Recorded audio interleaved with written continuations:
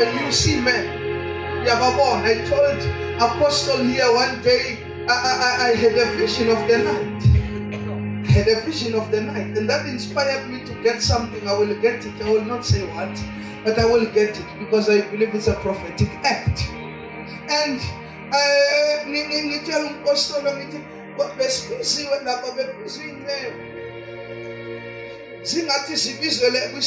it's like a radio station. What I see a line Sabeni.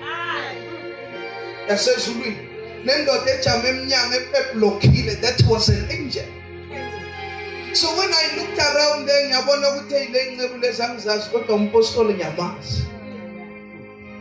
and one by one,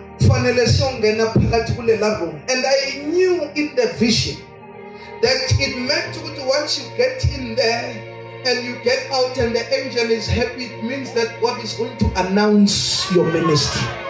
God is going to announce you. I know that it meant that. So I saw him, he went in. And I knew that the Lord is going to be announcing him. And then I saw others there who are pastors.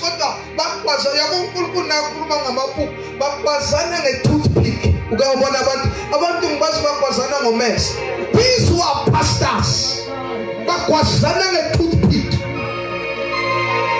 And the Lord was giving me a direct message. What the other men get disqualified because they are jealous. But no more now, by a kegana, by a nyatelana, and so they get disqualified. They get disqualified. And I saw, life is spiritual. Life is spiritual. Physical. In the realms of the spirit. Things happen there before they happen here. Physical. Before on another day, I had a vision of a night and I saw a divine parliament. And so when I was in that meeting, isn't those pasal? Isn't those failure? It's the same thing that happened in the book of Isaiah.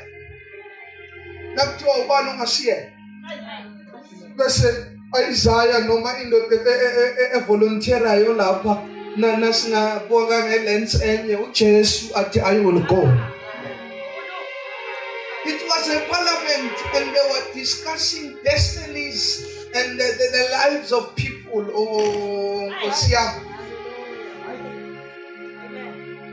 See, we are here, angels are here. The way you are serving God is recorded. Yeah, it's recorded. Now, when you are tithing, how you tithe, your record. We want to bless this man and make him a millionaire. Is our kingdom gonna benefit? Show us his records. And the angels come and they present. Offer when seven. Wanangatoli promotion enganyana nje.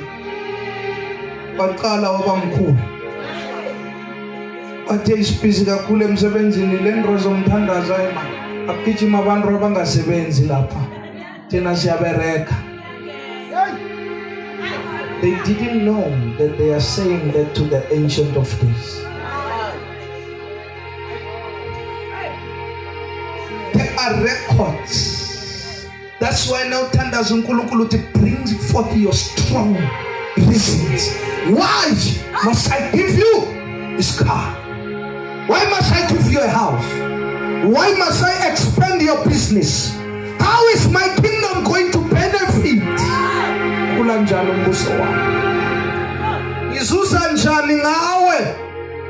There are records. The angels are here. This is why you be careful of what you say. Nento, honor. Now think I'm showing you pomun. You listen to show inhliziyo yakho in our absentia. Nento isho now petty mic in Japan. I honor the men of God. But I now pumala izinto isho inhliziyo yakho implicate.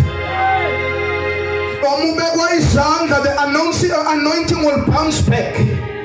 Because you can try and fool the anointed, but you can't fool the anointing. Oh, what are you saying in your secret place? Nithini nangikhuluma ngendoda egotshiwe ngendoda kaNkulunkulu ethunyelwe nina yilo kanikushoyo. That's all. That's what make the anointing work for you. 3:18, 2 Peter 3:18. Kepha khulani emseni nasekwazini inkosi nomsindisi wethu Jesu Kristu. So sikhule emseni nasekwazini inkosi uJesu Kristu. Ukukhula spiritual, ukukhula eqondeni. It's growth in understanding. Umuntu ekuthiwa ukhulile spiritual, umuntu okhula eqondeni. We understand him. Yes. Let me prove that. Verse Bambela Makata Svan. 1 Corinthians 13, verse number 11. It says a corner. Amen. Limnandi, Limnandi. This thing builds us, shapes us, molds us. Look at this. 1 Corinthians 13, verse number 11. Listen to this. Yeah. Lapho ngisengumntwana ngakhulumisa okomntwana. So the first sign esitshela nge-maturity yomuntu ukuthi uthini. Fanele sizwe ukuthi ukhuluma njani uthini.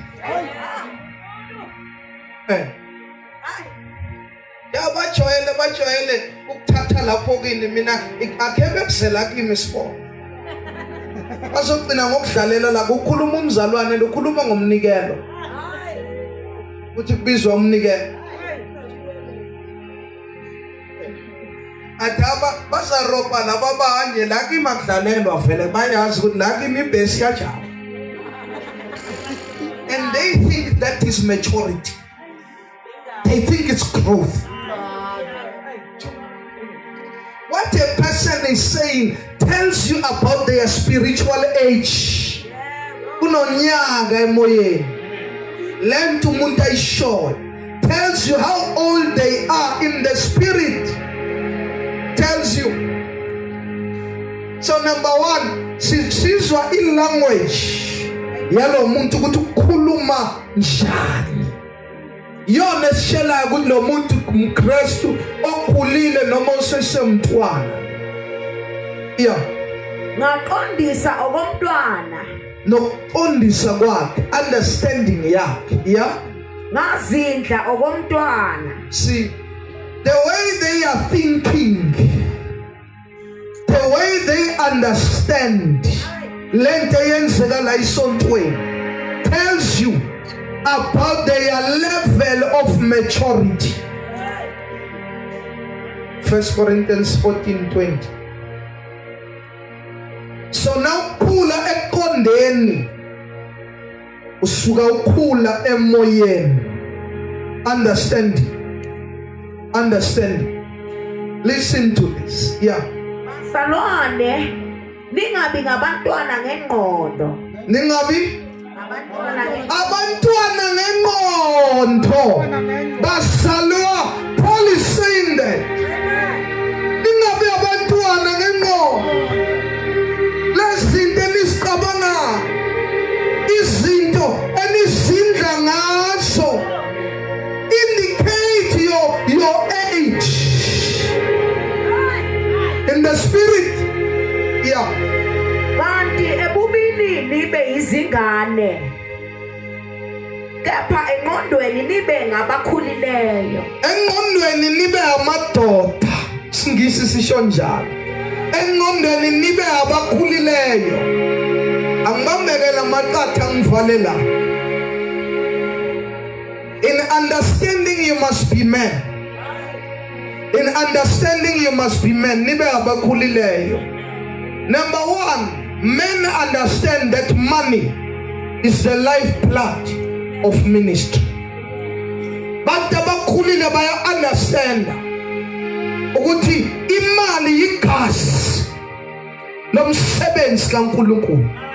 Umsebenzi kaNkulunkulu awuhambi ngaphandle kwemali. Imike esikhuluma ngayo imali, isitulo hlezi phezu kwaso imali, ilight ekhanyisayo imali, ikeyboard esizwayo imali. Men understand. So when you mature, uyaphuma ekubeni umuntu okhonondayo, kodwa uba umuntu ofuna isidingo esontweni. What is needed? What can I do? Men understand. Abantu abakhulile bane-kingdom mentality, kingdom mindset. Ithi ngifakazele one scripture, ngeke zonke. Ithi 1 Corinthians chapter number 9 verse number 7. Ubani oke aye empini ngezakhe izindleko na? Bani oyenza njani? Empini. Paul wahlanganisa impi nento kaNkulunkulu. Into kaNkulunkulu yimpi. He says no soldier. Alikho soldier.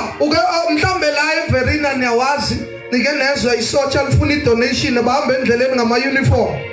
Bathi yasiyazingelwa eCongo sidinga igrenade.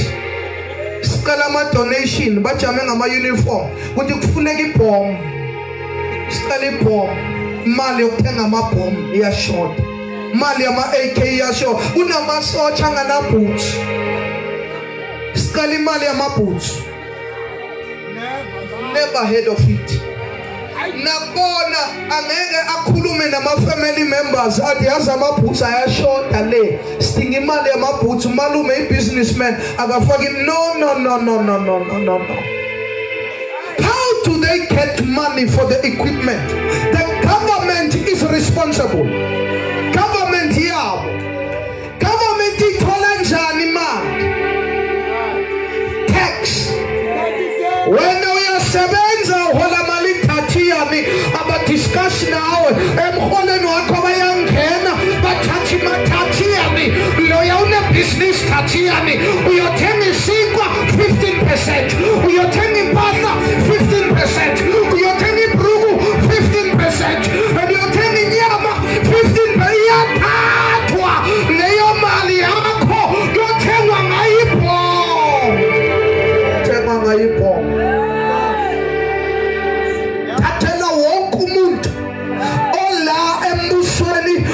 South Africa angeke uyothathela abantu baseZimbabwe imali yokuthenga amabhomu wase-South Africa. Angeke uyothathela abantu baseCongo imali yokuthenga amabhomu wase-South Africa. Akuthathela abantu base-Nigeria, uyothathela ama-South African.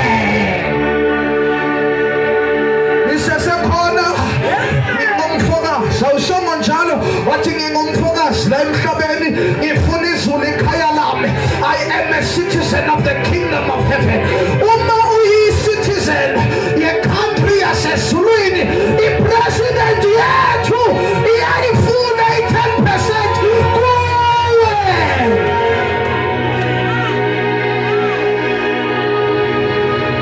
Our president ufuna i-10%. Wonke ama-citizen awubhadali installment yemoto nge-10%, awubhadali indlu nge-10%, awubhadali school fees nge-10%. Le mali yafuneka ama-grenade man. Nithi ayolwa njani amasotsha with-bank embuso wethu unganamali?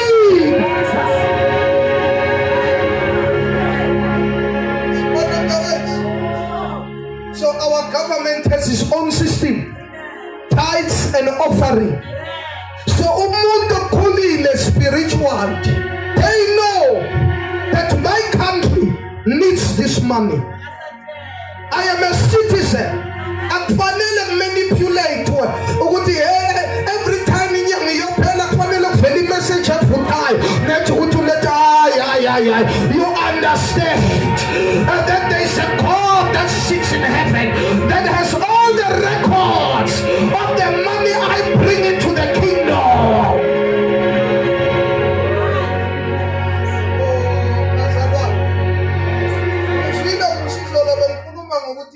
Take her over.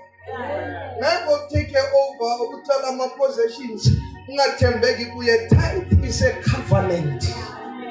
Covenant, it works through service. As long as you don't do your part, God is not obligated to bless you. And afuthi uNkulunkulu akafuni into angaphanga. Isizathu afuni imali, ufuni 10% kulo kakuphekona. What is already given you. He wants money from what he gave you. Uyabazi laba banganikwanga bangaphathanga imali. Yabona, you can never convince me ukuthi spiritual nangafuna ukukhipha imali embusweni kaNkulunkulu. You are not spiritual. Imali isenhlizweni. Amen. Usesekhona la iphembeni ngonyobile. Akaphuma ngaphansi la tent or isivala umnyango. Amen. Angaphumi.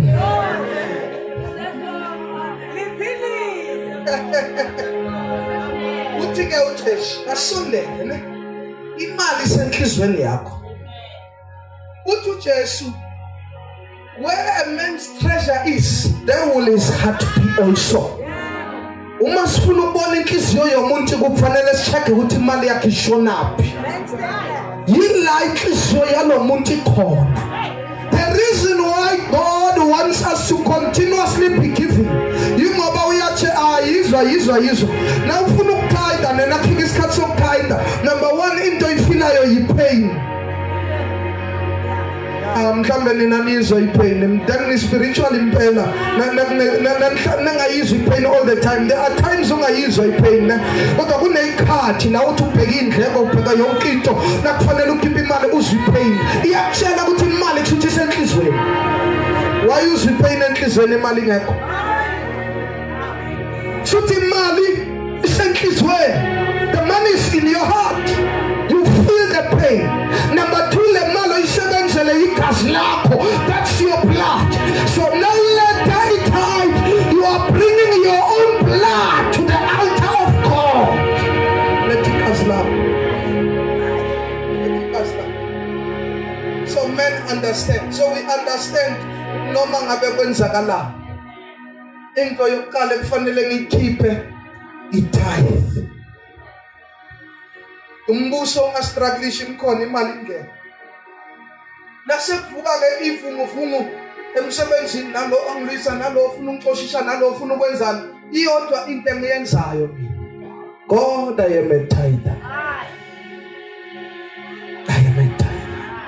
Ababantu balwisana nemali kufanele ize embusweni wakho. I am a tither. See, I begin to declare these promises. When I grow financially, your kingdom benefits.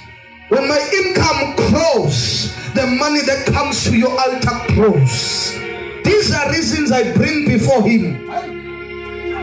Now if I get a parliament la person nanoma ichekwa iconsideration but as far una 10 years the man nelong a lot of sanga missed it tight. This one is worthy to be lifted. That one is worthy to be expanded. This one is worthy to be enlarged. Enlarge his coast, enlarge his territory, enlarge him, bless him in the fields, bless him in the valley, bless him coming in, bless him going out. That's number 1. You understand? Spiritual. Baba, we are what? Let him spiritual. Awusa kononde awusa balabandi and abantu banenkulumo eziningi angiyekele. Number 2, men understand that prayer is the lifeblood of ministry. Asiyo Colossians 4:12. Verse 12. Yes, Colossians 4. Uyakhonza kini Epafra ongomunye wakini inceku kaKristu Jesu enilwela njalo emikhulekweni ukuze nime niphelele niqinisekile entandweni yonke kaNkulunkulu. Yes, it's the right script. Yeshua.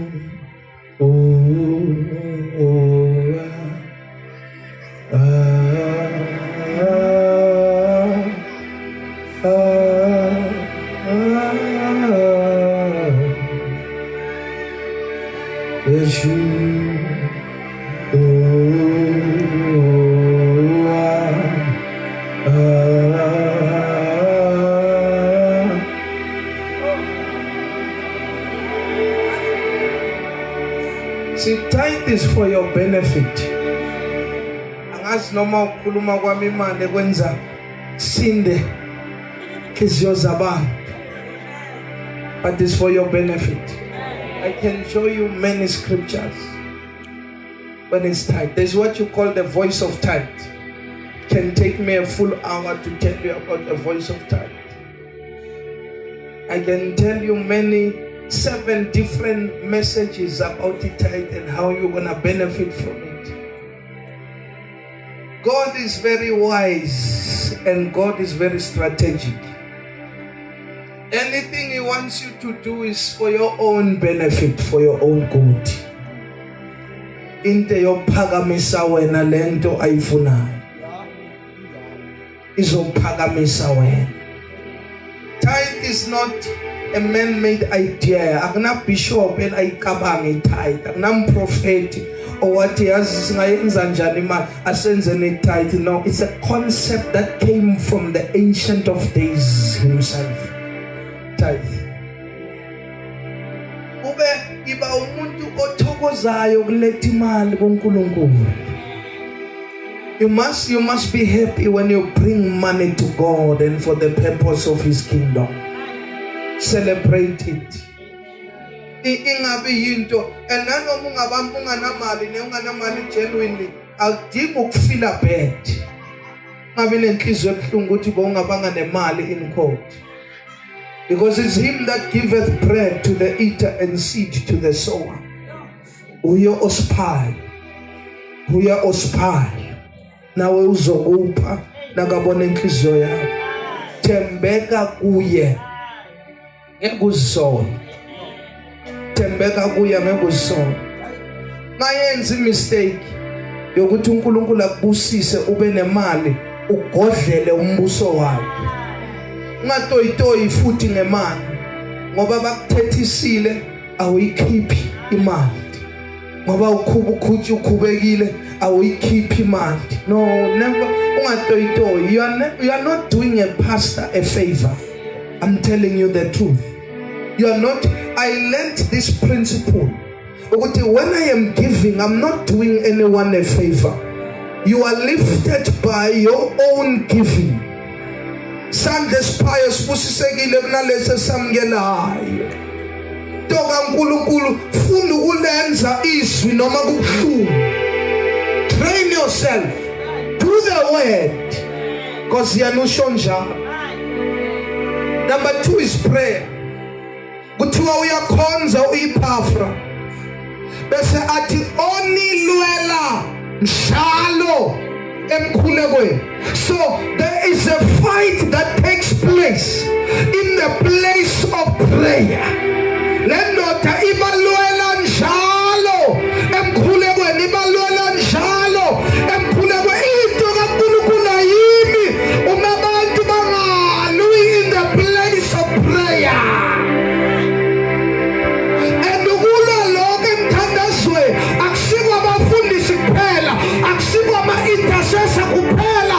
Umthandazo webandla lonke ungazikhipha emthandazweni uthi yinto yama-intercessor. Uma uyikholwa isikhathi somkhuleko igugu lamakholwa. You must pray. You must pray. You must pray. And Jesus told them a parable, and that men at always, and that men at always, that men at always, and those who pray always are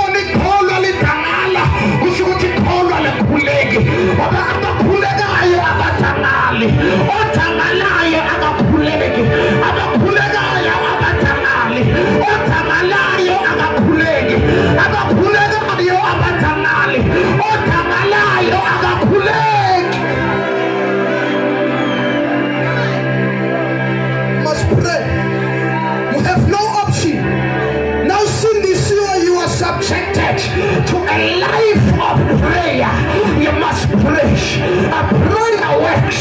Umthandazo uyasebenza. Umthandazo uyashifta indaba. Umthandazo uphilisa abagulayo. Umthandazo usukumisa ishosha. Umthandazo uvula amehlo angaboni. Umthandazo uvula indlebe ezingezwa. Umthandazo uvusa abantu abafileyo. Umthandazo wenza abangasebenzi basebenze. Umthandazo uvula amabhizinisi afile. Umthandazo a prayer works.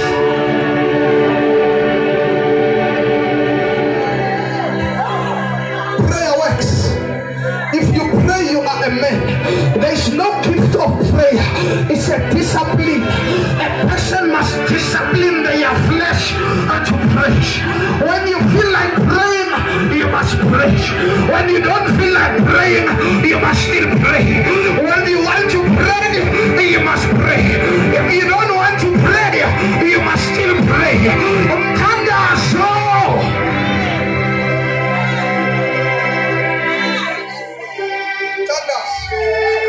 Discipline. Tandas, who need discipline? Do you have a prayer life? Do you have a prayer life? If they check your prayer bank every week, how much prayer did you deposit? You don't pray in the day of battle.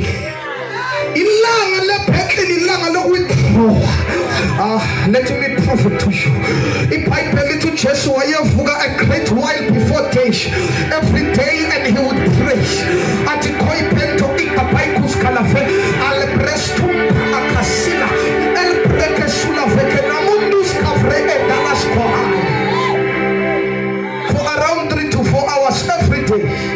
And then he goes out to live his life.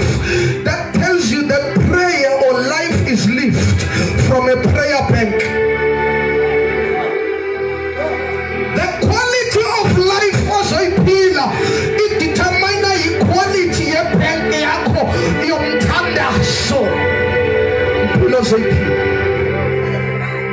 Okay. Kombisa ukuthi ngelanga lenkinga akusilanga lokukhala, ilanga lokwithdraw. Wafulaza. Nakafika uJesu nakafika ethuneni akathi asitandazeni rikikikiki sekekekeke, because that's a day of testing. It's not a time to crash, it's a time to withdraw. But nakafika uthi baba ngiyabonga ukuthi ungizwile Lazarus.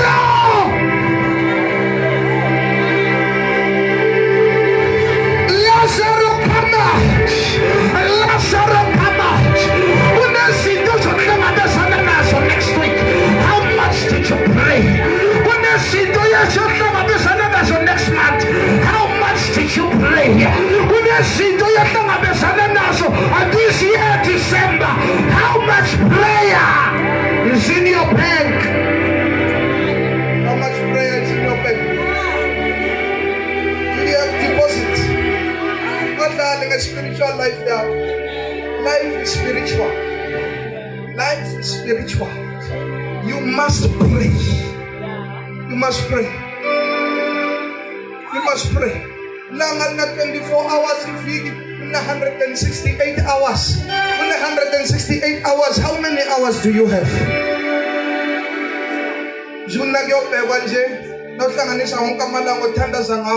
Ingafiki kwi-hour na 1/168. Is that a pass mark at school? It's a dismal faith. Prayer discipline. Set his card every day on his card. Whether you feel like it or not, whether you're banned against Shisa, just go and meet with God.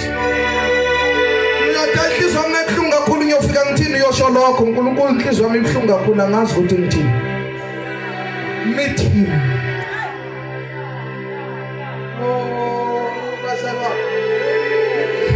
Nisesenami uthi unilwela njalo yini le ayilwela akusivezele sesi yini le ayilwela njalo emikhulekweni emthandazweni ukuze nime niphelele. Ukuze number 1 benza njani? Ngeke bama abantu kunganamuntu olwayo emthandazweni. Yakho umuntu zo. Someone must fight in the place of prayer. Number 1 abantu bam. Number 2 baphelele bangashoti. Kuze bangashoti someone must pray. Yeah. Niqinisakile entandweni yonke kaNkulunkulu. Number 3 ukuthi baqiniseke entandweni yonke kaNkulunkulu. Legama lokuphelela lapha ilegama elithi telios. Lisho ukuthi to be mature, full of age. Akekho umuntu ozokhula ngathandazi. Forget it. Forget. There's no prayerless person that is going to be mature. There's no such a template. Even and they are still babies, and there's no way that you will mature if you do not pray. There's no way. You see, no, who's taller in the place of prayer. Every time you pray, you let the bishop glory kapot. It kapot issue is sin or issue weight. And the more you are praying, you could wait. And the more you pray, the more you pray, we are going to go lightweight. I'm gonna see no.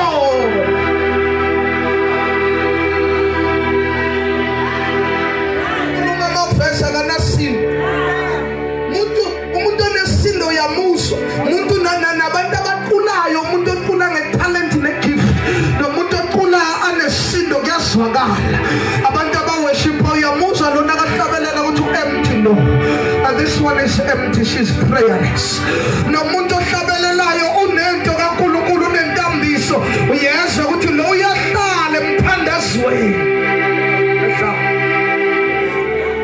Vanessa. Nesindo ungathandaza. Uyazi ukuthi kunesikala sikamoya. iBhayibheli ithi encwadini yeZakha, the God who weighs the spirits. So kunesikala. Physically sijabulela ukuluzi weight, but spiritually sijabulela ukugain weight. Ajabulisa ukuluza spiritual weight. You must gain weight spiritual. Yeah. Gain weight.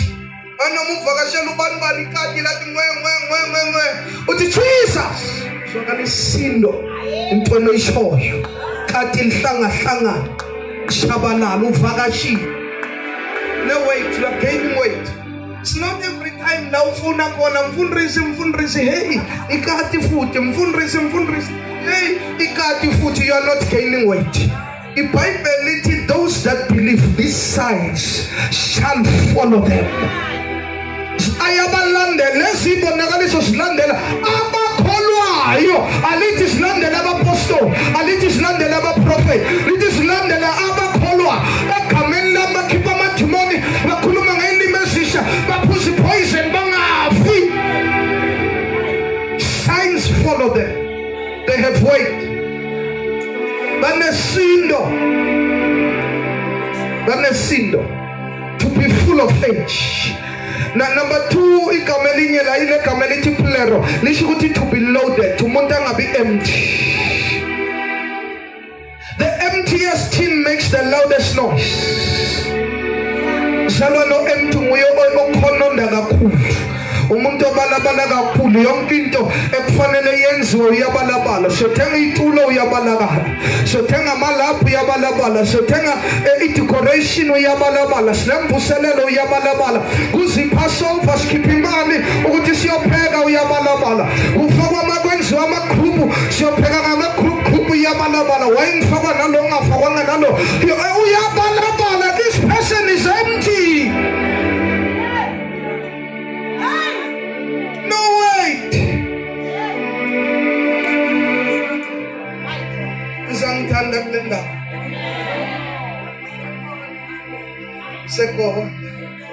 Number 3, men understand what is spirituality is obedience to the word of God.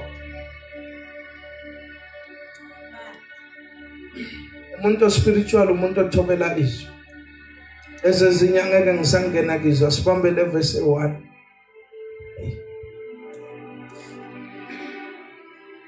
Eninyovala kulawa amanye awuthu. Esengiyayeke. Sesekhona. 1 Corinthians 14 verse 37. Men understand that spirituality is obedience. Lalela izwi. Umzalwane spiritual. Umzalwane olalela izwi. Ukusho kwami. Secondly, let me show you. You will also find it in Romans 13 verse 1. Like Bible, let every soul be subject to higher power, higher authority. It's you to arrange yourself under, to be subordinate, to obey, subject to one's control. Yabona umuntu nakuthiwa submitted kusho ukuthi ukhona ukulawuleka. They can be controlled. Kusho ukuthi noma ukhuzwa angeke ukwade, angeke uzwabule, angeke uphendule noma kanjani, because you are under authority. You are under authority. Verse 37. Uma umuntu engumprofeti noma ethi ungowomoya, makaqonde ukuthi lokhu engimlobela khona kungumyalo wenkosi. Uma umuntu ethi ungumprofeti noma ethi ungowomoya, khona abantu abangakhuzeke esontweni because of our spiritual gifts. About Paul, uthi umuntu ethi ungumprofeti. So this person is expressing prophetic grace. And lo muntu uthi ngingumprofeti. And kaningi abantu nabenza so, benza ngathi bezwa kuNkulunkulu direct. They don't listen to authority. So Paul yakhuza bandla lase Corinthians bekuyibandla ben very gifted. They were highly gifted. Onke ama gifts kamoya bewa exhibitwa ebandleni lase Corinth. To an extent ukuthi besabagcina ba abuse ama spiritual gift. Word of knowledge was there. You know word of knowledge? Word of knowledge is to see information about a person. It could be an ID, it could be a bonus of enely blue. That's word of knowledge, the gift of word of knowledge. There's word of wisdom. There are so many gifts. All 9 there were 7 and a gift of revelation. Abantu bebabona, abantu bebajulile. As far as spiritual gift was, and when they said Corinth, kodwa ismilo was the problem. And they were so gifted that they became rebellious because some people eventually listened to their gift more than the men placed as their authority. Now, sebabona ma spiritual gifts seba undermine authority. So Paul uthi uma umuntu ethi ungumprofeti noma uspiritual, kunezinto abathi hey umoya ukhulume nami, uNkulunkulu ukhulume nami. Bese umfundisi athi uyamkhuza athi hayi akusisimilo sika Kristu lesothi hey seka nomoya. Ufila intimidated, usaba le gift yami yavalelo. Paul uthi umuntu ethi spiritual makaqonde ukuthi lokho engikubhala umyalo kaNkulunkulu. They must understand, no matter how gifted I am, I must still be under authority. No matter how gifted I am, I must still submit to my authority. No man shumayela ngize ngiphakame ngisuke phansi, but I must still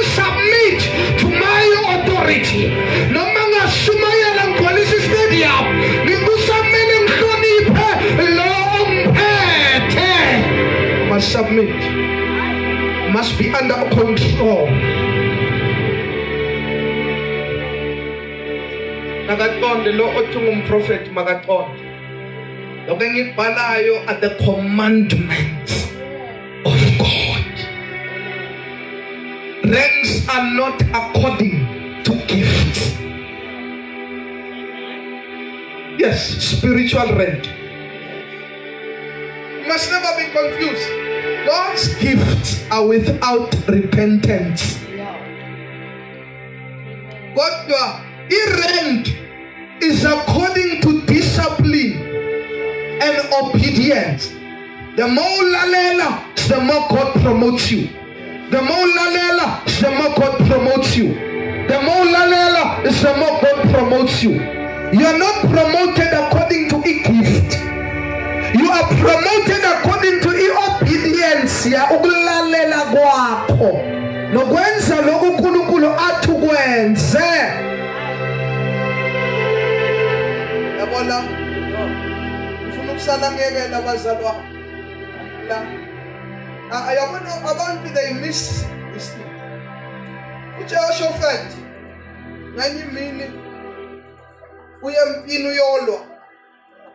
uJehoshaphat uyabuza ukuthi akunaprofeti mara esingathola ngaye izwi lenkosi, or lapho indoda iyabuza ukuthi ake umprofeti la esingathola ngaye izwi lenkosi. Lamadoda aphendulayo ayangichaza, ngiyayithanda lento. Abathi hey bakhona abafana baphuma kwe-school of the prophets esingaya sibalalela. They know how to hear the voice of God. They don't say that. Yet bakhona abaprofeti, because iBhayibheli liyasitshela ukuthi Elijah nakahamba there was the school of the prophets. So the boys knew, and futhi iBhayibheli lithi bamtshela uElisha bathi uyazini ukuthi ubaba wakho uyahamba. So there were prophets that knew prophetically ukuthi uElijah uzohamba. Kodwa nakuphendula lapha khulunywe ukuthi kunamadoda aphuma e-school of the prophets. Akhulunywe ukuthi kunabantu abashumana ngathi baplagwe egesi. Ayi, ngithanda lento abayishosho. Bathi kunendoda igama lakhe Elisha. Bathi bekathela amanzi ezandleni zika-Elijah. Bekathela amanye amagama he was serving. When Elijah needed to wash his hands, and the boy brought a bottle, athela amanzi. Ethi iBhayibheli waphendula inkosi wathi surely the word of the Lord is with him, because spiritual inheritance comes by service. Inheritance is ngokuseva. Isa ngokuseva. Bathiwa le ndoda singayithemba. Pheka. Abapostoli before bathunyelwa ukuthi bahambise ivangeli umhlaba wonke baqala bathunya ukuthi balande ama leftovers. Nikhona? Yes. uJesu waqala wabathuma inika nabantu ukudla labantu balambile. Jesu asinako ukudla bokuba abantu abangaka bathi okay akunamuntu onokudla bathi khona umfana omncane. There is a small portion phakathi kwale crowd. Unezinkwa ezimbili namafish nabezinkwa ezi-5 namafish amabili. What is letting la? And they fetched them. iBhayibheli lithi uJesu wasibusisa and Jesus multiplied them. Wathi iphani abantu. iBhayibheli lithi bapha bonke abantu. Bese lithi iBhayibheli uJesu wathi nakusela naqeda lapho sebadlile abantu. Wathi hambani niqokelela okusele, because uNkulunkulu akawaste. Uthuma abapostoli, and they never said but we are apostles. Sesingaya siyowenza umsebenzi wamawaiter wase-restaurant siyolanda ama-leftovers. No, iBhayibheli lithi bahamba bayolanda izinkwa, balanda amafish, bafaka amaphinifa kamoya, ababa ama-waiter, balanda ama-leftovers. Before you will go to the word with the gospel, you must learn to serve.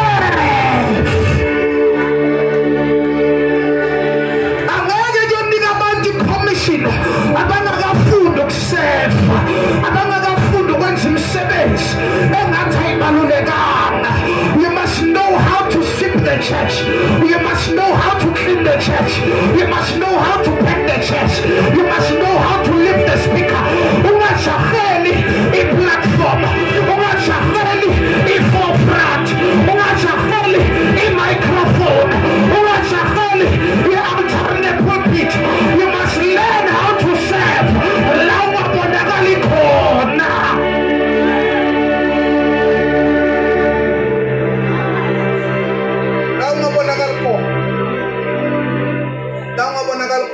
Elijah wayethela amanzi ezandleni zika-Elijah, submitted, he was serving. Kanti usho ukuthi take over uyifunda mina. Why did Joshua learn all he knew? Uyifunde kuJoshua. iBhayibheli libiza Moses' minister, Joshua. iBhayibheli is so powerful.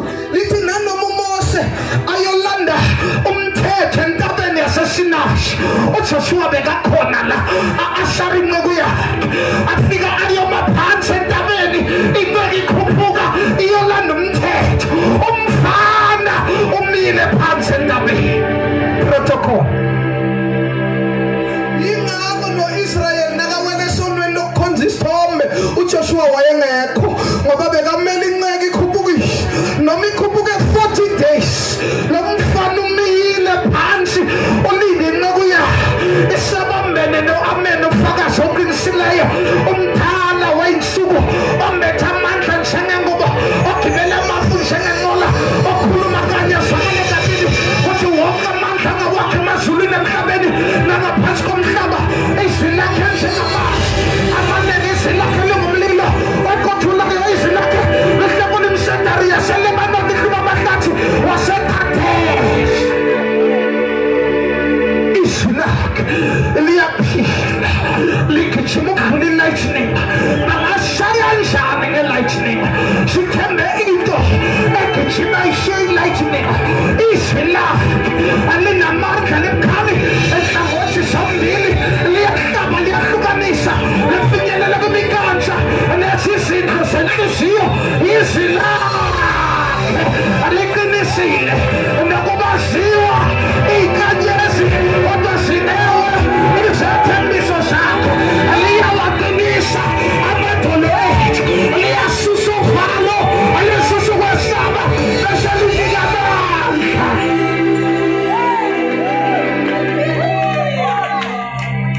Iphilile khuzeka, thibeka, usabe inceku yakho ingakwazi ukukukhuza, inceku yakho ingakwazi ukukuthethisa. You are in an accident going somewhere to happen. Fanele ukhuzeke, fanele uhlelo bese uyasheleka, ungabi ikhambe limshelo kwakhe, zehlise zithobe, submita, lalela, is about your life. Somebody must train you. Somebody must train you. Somebody must train you. God is not confused. Uhlala njani phansi ucabanga ukuthi ungakhuluma kangcono kunomuntu uNkulunkulu akubeke phambi kwakhe. Noma ukhuluma kangcono kunento engcono kuye kunawe. Wena noma ungakhuluma kangcono kunoMose, kodwa uMose unenduku Aaron. Nenduku. Noma namalwi ukhuluma kakho kamnandi, angeke kushintshe amanzi abe igazi. Ukhuluma kakho kamnandi, angeke khiphe iqoqo emanzini. Ukhuluma kakho kamnandi, angeke kwenze induku iphenduke inyoka. Ukhuluma kakho kamnandi.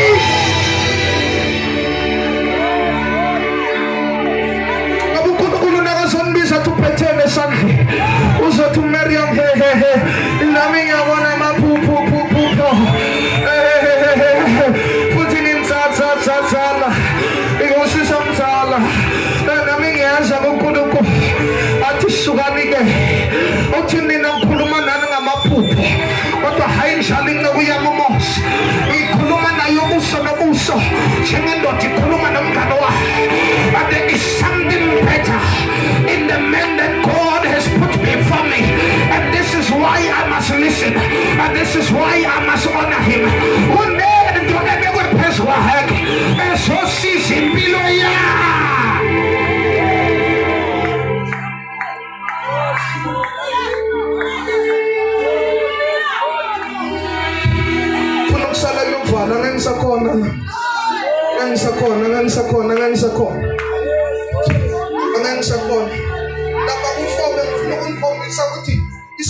Spiritual maturity is not the years you are in church, it's the years you've used the word.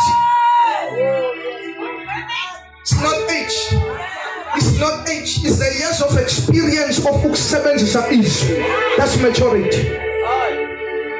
Spiritual food is those that are full of age, who have exercised their senses to discern between what is right and wrong. Sense is exercised. Have you exercised your spiritual eyes? Have you exercised your spiritual ears? Have you exercised umlomo wako? You must exercise your senses. Lenze is. Abantu aba-exercise bengifuna ukuvala la Nkosi yami number 5 ke bengifuna ukuvala la ukuthi men understand the value of loyalty and you are mature, you are loyal. Ngifundele le verse ngivalela sis nokunye ngizokwengena namhlanje. Bengizomkhomba lapha ku number 6 ukuthi men understand that many are called but few are chosen. In other words, they understand patterns of God. Oh, yinde nangiyoyiqala le number 6. Yona yodwa i-hour lonke. I can't start that one tonight. On another day that I will come. Because it's home. 48:10, look at this. Men understand the value of maturity. This is how I am. I have men that I know, and that once I'm close to men, then I'm loyal. I stand with them. I stand with them. Imena. Ang jig, ang teng. Ngeke futhi uhleba abantu aba close nami kimi. Never. You don't do that. You don't try this at home. Don't try this at home.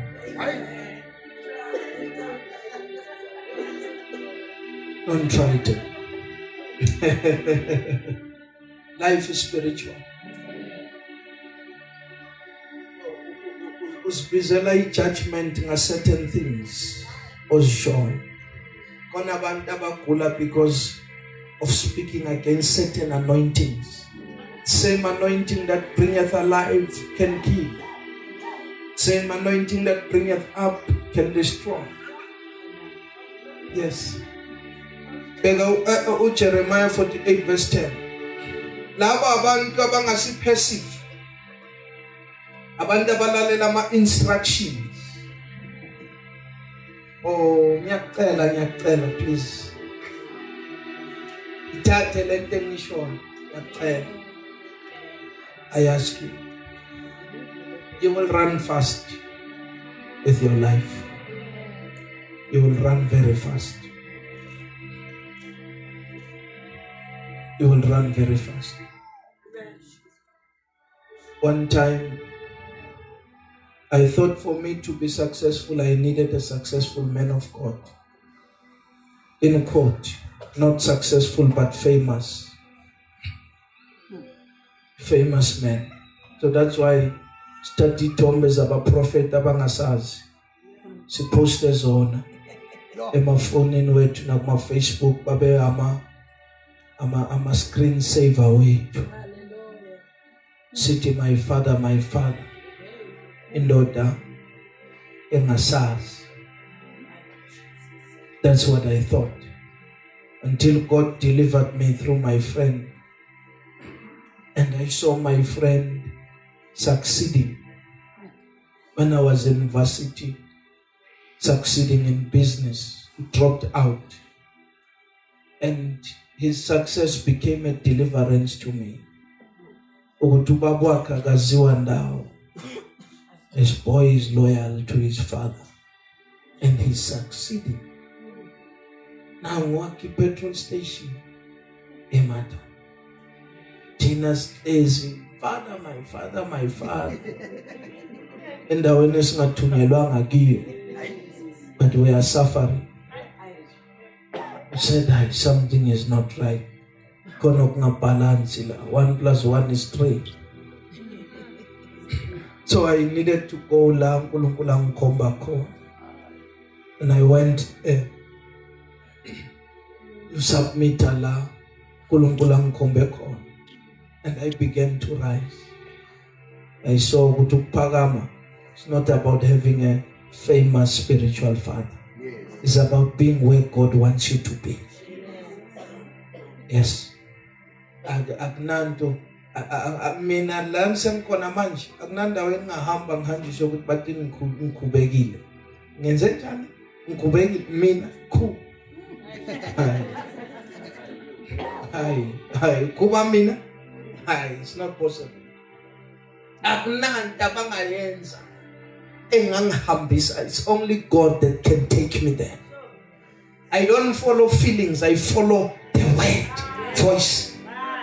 Ngihambi ngokuthi ngizizwa njani, how am I feeling? Noma ngaba kuhlungu kangakanani nakathi ngihlale phezulu kwedwala ngiyahlala. Noma ingana ize ngama-ice kuthiwa yeza uthe ngihlale la edwaleni.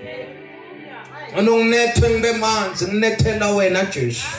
Uthe ngihlale la edwaleni. Bafika abantu bathi wena stupid phukuphuka uyibona imvula ungahlala edwale uthe ngihlale yena. Nandaba ukuthi nina nithini? Hlezila ngoba yena ushilo.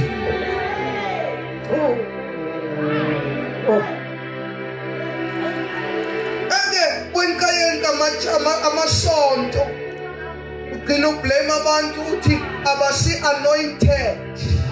Kanti you are not rising based on their anointing per se, in quote. You are rising based on your obedience. Because noma aqotshiwe kodwa uma ungayenzi izwi ungalaleli angeke uphakame. Angeke uphakame. You will never rise. Never. You will blame people, you will curse people, you won't rise. Funa ukuvala net laba zabani sengiqedile. Abantu abadisloyal, abantu abacritical, siyofunda baya criticize. They minimize your efforts. They magnify your faults.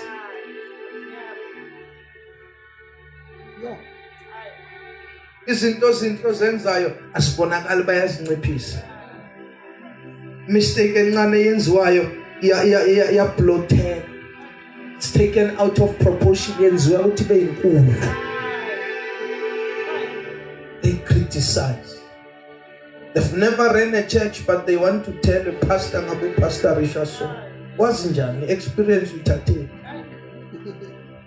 Abe bengumfundisi mina bengiwenza so. Wake waba umfundisi. Wazinjani ukuthi izokusebenza lento isho. Ezinye izinto nje net asifuna ukusho siyabona sifuna ukusho asingasho net asikhuleke usutshala imbewu that person dangerous. They are saying they know better than the man. Basho lutho abayenzi lutho. Athayithina vele asifuna ukwenza next sifuna ukusihlalela le senze next asifuna ungenelela asifuna ukuhlupha umuntu asifuna ukunyathelana namuntu abenze nje sibone yonke into enishoyo ngivumelana nayo. Yonke into enishoyo hambelana nayo. That's not humility. It's false humility. A person is not humble, they are proud. It's a lot of pride. You have to be broken. Fanele kuphula. Kangisho lokho uNkulunkulu angakakuphula ngakakusebenzisa. Fanele kuphula. And ukuphulwa kubuhlungu.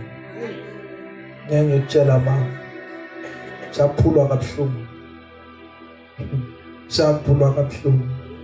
Siphume esontweni nabathi amen. Itisho basibona sesihamba le. Nasiqhawulile 2 3 1 2 3 so go. Hlungu inhliziyo yami. Ngoba kunendlela ebengifuna izinto zihambe ngakhona. uNkulunkulu angikhomba but you are not that important. I still need to build you. I'm not that important. Sometimes 2-3 weeks.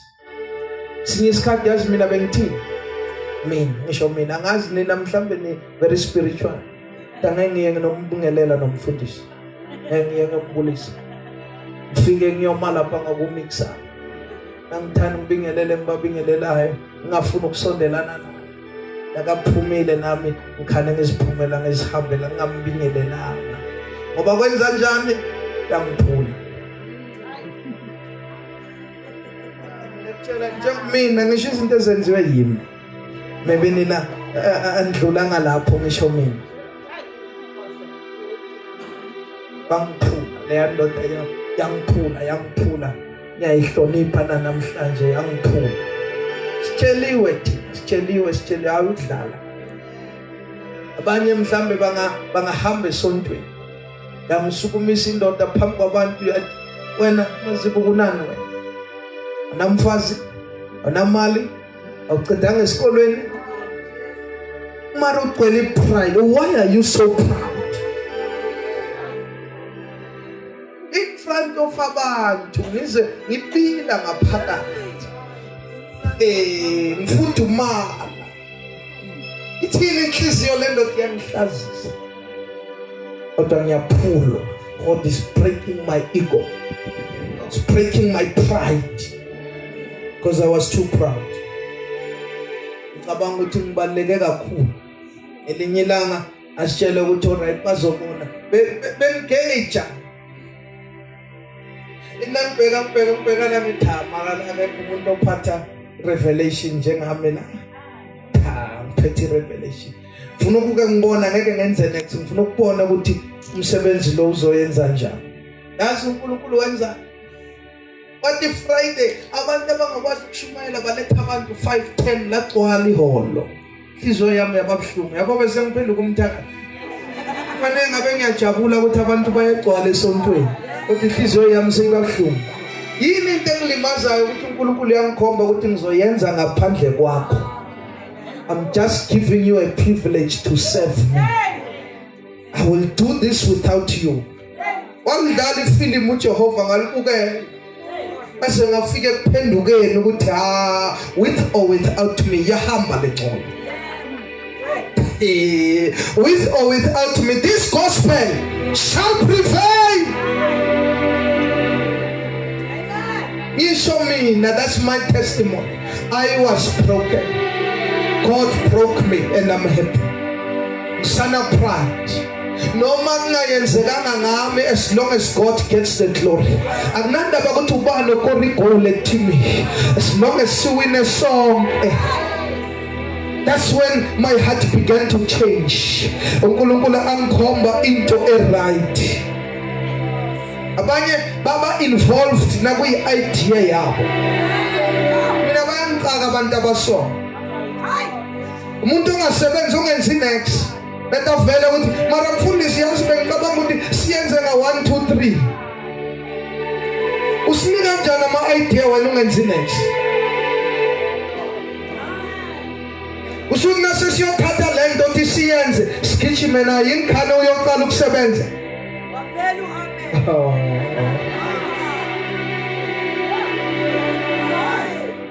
Yabona ngabe lama group lawo okupheka bekwenziwe ngalendlela le nami bengizongenelela sesene pride. Something is wrong with you.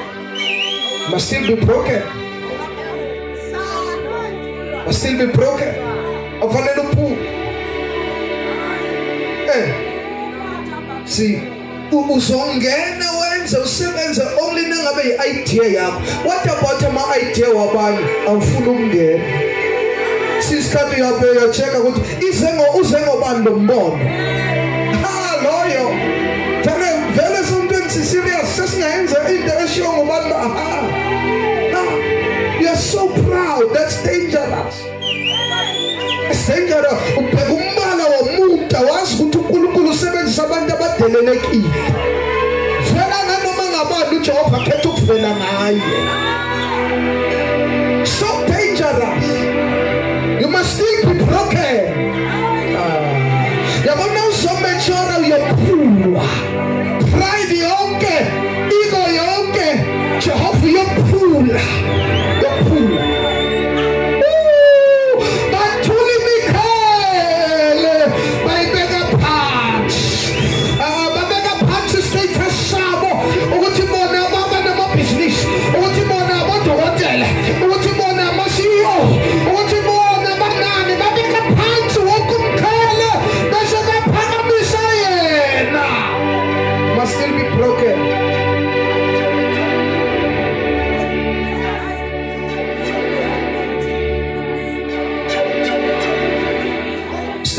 broken. Angazi ngapha ninabo abantu abamema abantu nangabe kushumayela bona.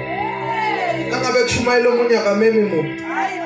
Elanga leli bathi ku program inkana poster yonke indawo, Facebook, WhatsApp, uphi. Zabe sibuye esontweni namhlanje wozamne. Sasa abafaka abanye ku program akameme umuntu. Ingozi kade leyo nto. You have pride. You have pride. Dangerous. You must still be broken. Shuthi kusavela wena kusengaveli yena noma ungasho ngomlomo ukuthi akanciphe anginciphe mina yena ande awunciphanga njengoba uziveza kangaka unciphanga uyanda wena uyanda kuncipha yena awuphumele sesi sivale nisesekhona angengishela mama nawuyophaka amamela kwephule God must break you. God must break you. Kodwa kungcono ukuphula uye unokuphula abantu. Kungcono kuwele ezandleni zikaSomandla kunokuwele ezandleni zabantu. Fall into the right hands. God, break me if you must. Break me if you must. Break me if you must. I don't mind. I will follow you. I will follow you. Ngiyakulandela umsindisi wena wakithi khasi. Omabonye bakudela ngomsa. Ngizokulandela ngiyohlala nawe. Asibekele verse. Balela abangcwele. Verse number 10. Yeah. Makaqalekise owenza umsebenzi kaJehova ngokunganakekeli. Oyenza umsebenzi kaJehova ngokwenza njani? Ngokunganakekeli. Ngokunganakekeli. Onjani lo? Yeah. Aqalekiswe naye ogodla inkemba yakhe egazini. Ogodla inkemba yakhe kuphi? You have a gift but we are suffering. Unenkemba wena. Voice yakho yinkemba siyasogola siyastruglisha asinabantu abahlabelelayo because you are proud ngenxa yokuthi une-ego ufuna ukuzenza i-artist endlini yenkosi kanti lana kufuneka abantu abazodumisa sokulunga. We are suffering unemali and yet we are struggling. Sound yet yahoroza imali unayo ukhohlwa inkemba uyakwazi ukudecorate but decoration yethu itshekile. Uyakwazi ukulanda imphefumulo ukumema abantu kodwa abantu abafika kugcwale ukhohlwa inkemba. Abantu bakhohlwa inkemba. Unezinto ezifakwe phakathi kwakho zifakwe uNkulunkulu ohlezi esihlalweni esiphezulu nesiphakemeyo and yet we are suffering, yet we are struggling. Ama-gifts alapho phakathi kuwe sixakekile, ibandla liphambili kodwa into yokusinikisa phambili ilapho kuwe. Makaqalekiswe oyenza umsebenzi kaNkulunkulu ngobuqili nalokho inkemba yakhe. Sinamasotsha sinamabutho kodwa siyafa siyaqeda kodwa ukhona wena. uNkulunkulu kuphi izinto eziyophilisa izinto eziyowakha izinto eziyophakamisa umsebenzi kodwa because of your pride awusebenzi and because of your ego awusebenzi. Ngoba izinto zihambi ngendlela ofuna ngayo siyasafarisha siyastruglisha. Phenduka namhlanje. Angizange uzotshela isoni sangaphandle ukuthi siphenduke. Ngizama ukuzotshela abangaphakathi ukuthi baphenduke. Unezinto ekumele zisiphakamise. Unezinto esimele zakhe lo msebenzi. Unezinto esimele zakhe le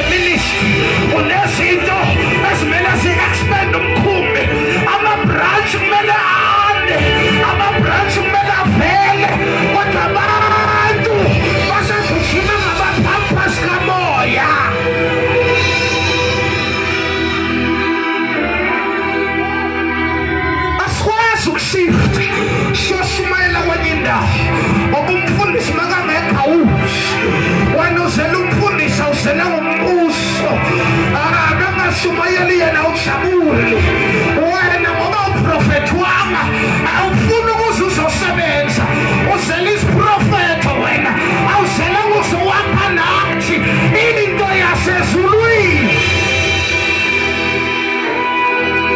We need to grow. We need to grow. Mele sikhule. Abengishilo ukuthi angizanga nobisi ngiletha inyama nawunamazinyo kamoya hlafunya anyambitha ihla ngiletha ama-protein namhlanje.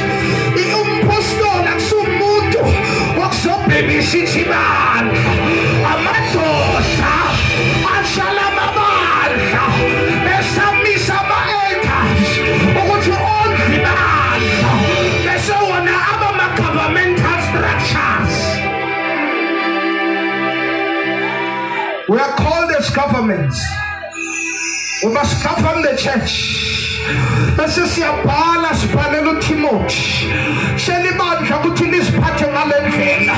Sibhalela uTitus, siyabhala sibhalela ibandla laseKolose, siyabhala sibhalela ibandla laseKorinte, siyabhala sibhalela ibandla lase-Efesu. Sithi maFilipi noma sikhona sinane enyameni noma singekho sijabulela ukuthi nibambene anidlane anikarabhane nokaphela maGalatiya ukuthi nanidlana ningaqedani. Ngakuna ingekho niyahlebana ayikho responsibility encane abantu abakhona ukuyenza.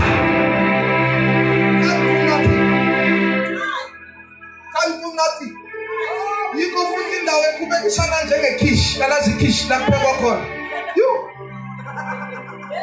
ungayopheka ekhishini ungathandazi khishini kubekisa ekhishini enziwo lo galo. Izwe eBhayibhelini bathina abafundi athi abapostoli khethani phakathi kwenu amadoda ayisikhombisa agcwele ukukholwa nomoya oyingcwele bese siyobeka bona phezu kwamatafula ukuthi bahlunise labantu kudla. Kumele abantu bagcwale umoya oyingcwele baphinde bagcwale nokukholwa ukuthi bayahlukanise labantu kudla emakhishini. Otherwise siyabandlululwana. Abanye abaphuzanga ama-cold drink kodwa ama-cold drinks awaseyikhwameni. Abanye abadlanga ama-plate angaphansi kweyitulo. Bakwazi ekhishini funeka ukukholwa. You must be full of faith and the Holy Ghost. Bandla likaKristu izela ukuzosho ukuthi kufanele sikhule, kufanele sikhule, kufanele sikhule. The time to grow has come.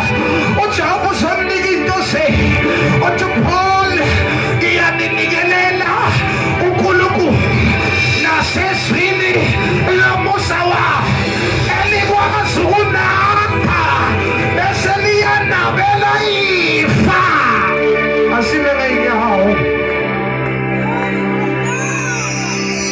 liyanakha linika ifa, liyanakha linika ifa. Unefa wena fanele wakheke kuqala imoto yakho ikhona allow God to build you. Indlu yakho ikhona allow God to build you. Ibhizinisi lakho likhona allow God to build you. Izinto zakho zikhona uvuma ukwakhiwa, uvuma ukwakhiwa. I'm sorry about your time. Uvuma ukwakhiwa. Church must grow, the church must mature. Take over territories. Now endaweni bakwazi ukuvula ibandla ngawo. Nawukhona lapha kubonakala ukuthi kunomKristu. Nokuba siwe inkanyezi. La ufika khona ihome cell iyavuleka. Ngoba sekufike wena muntu wasezulwini. Lift your voice, speak to the Lord. Let me close here. Speak to the Lord. Say, Lord, you are allowed to break me. You are allowed. Speak to the Lord in 5 Speak to the Lord in 5 minutes. I'm sorry about your time.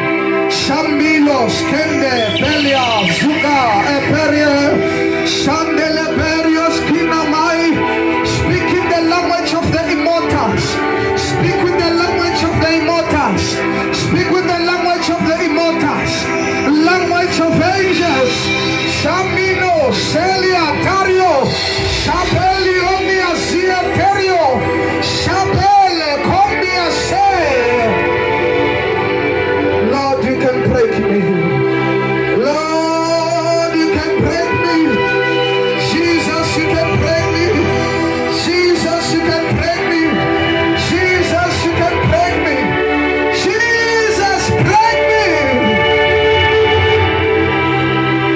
Utaragoso, Kataragoso. Shagadelego, Shagadelego, Sogodorogoshe.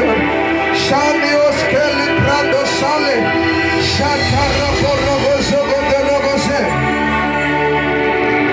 Shabelia, Sicondele, Presco. Licoro, Saita, Baragasie.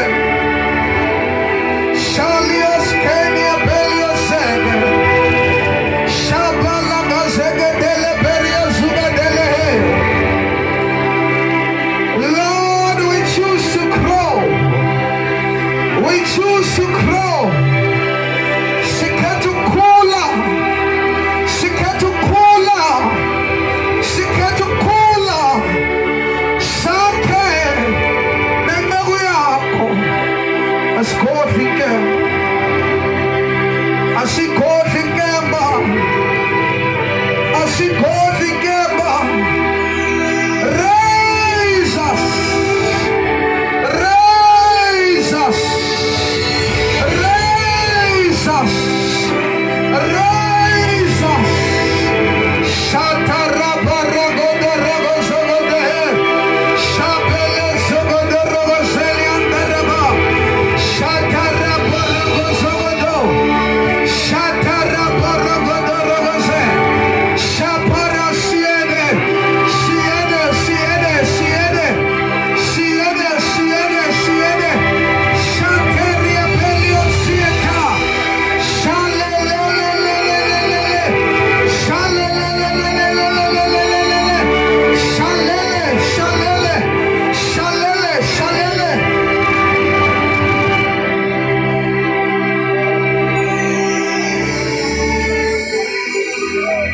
Alichelelo.